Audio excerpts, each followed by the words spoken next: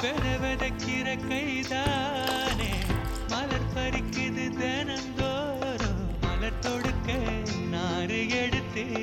யார் தொடுத்தா மாலையாச்சு